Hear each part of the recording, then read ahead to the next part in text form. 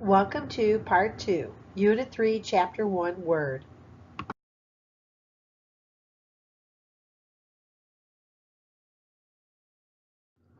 The essential outcomes for this chapter, I will use open and close software, and I will create, analyze, and update portfolios for positions and paths for career development.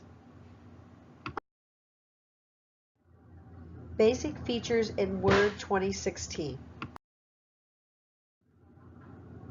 Changing margins. Margins are those areas on the outside of the document that are in white or they're in gray on the rulers. So margins are the gray spacing on the ruler of a document.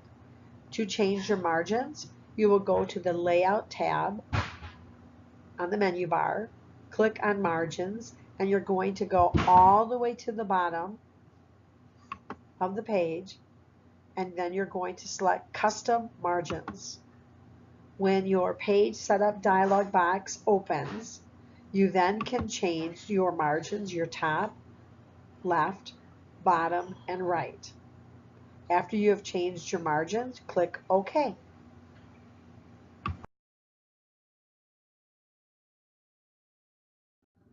Page orientation. Page orientation is also located on the Layout tab. Look for the orientation icon and select it. You have two choices.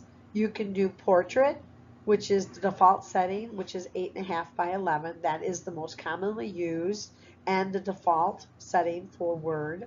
You can also choose Landscape, which is 11 by 8.5.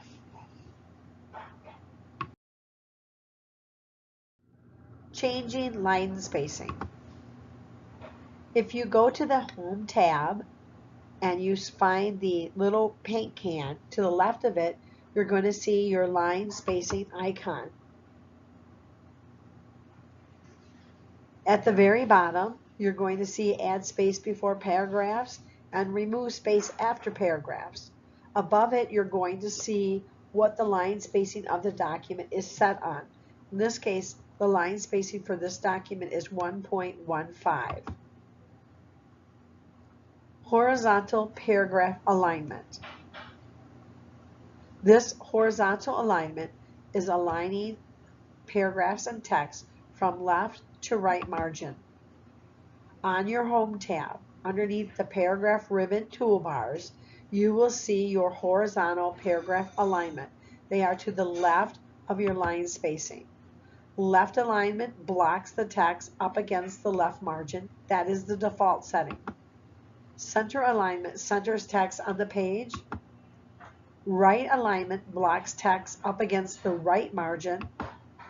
Justify alignment positions text between the left and right margins, and this is used in books and newsletters.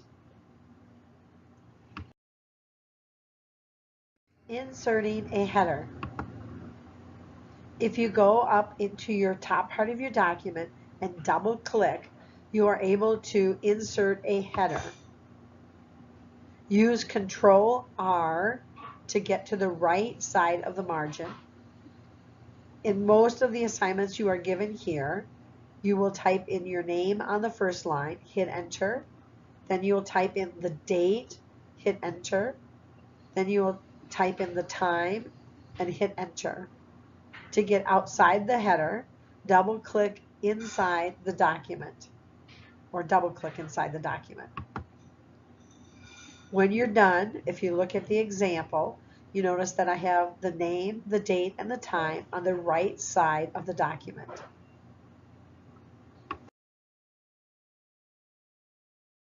Inserting a footer. To insert a footer, go to the bottom of your page and double click inside the footer. Use Control E to get the text inside the footer to be centered. Usually you type in the name of the document. To get out of the footer, double click outside of the footer to exit.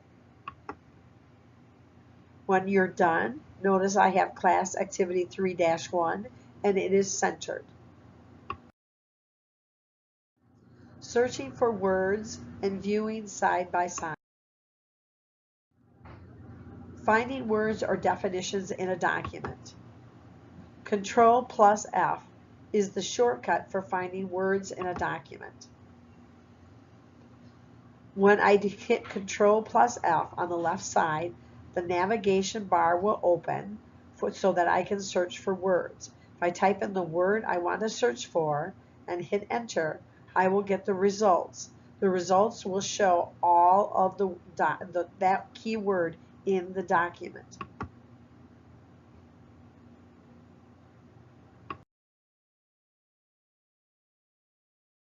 Viewing documents side by side. Go to the View icon on the menu bar, then select View Side by Side. When the Compare Side by Side box opens, you will choose the document you want to view side by side. Click OK. Shortcut keys to know.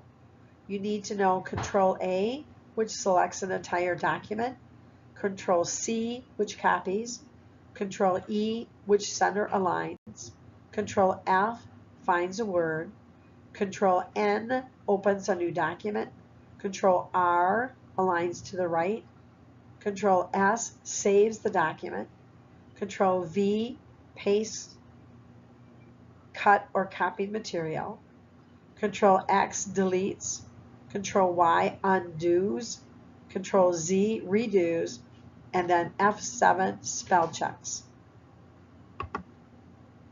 Flag plus E, the flag, is between the Control key and the Alt key. It is also known as the window key. Flag E will open up your computer dialog box, which will allow you to get to your flash drive quicker. Flag D puts all open documents on the taskbar. Alt plus Tab allows you to go through all your open documents until you find the document you want. And then you let up and that document will open.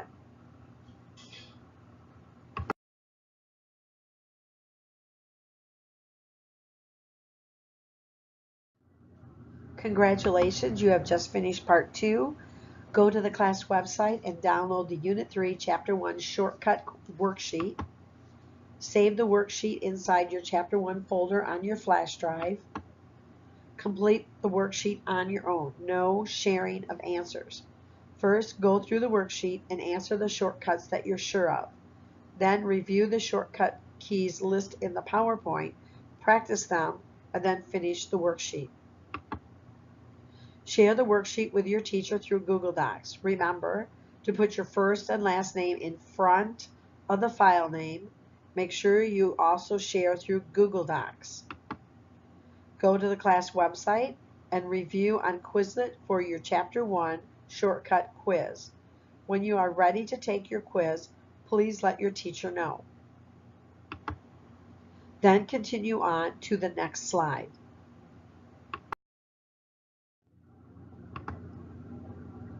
Once you have passed your Chapter 1 shortcut quiz, go back to the website and download Class Activity 1.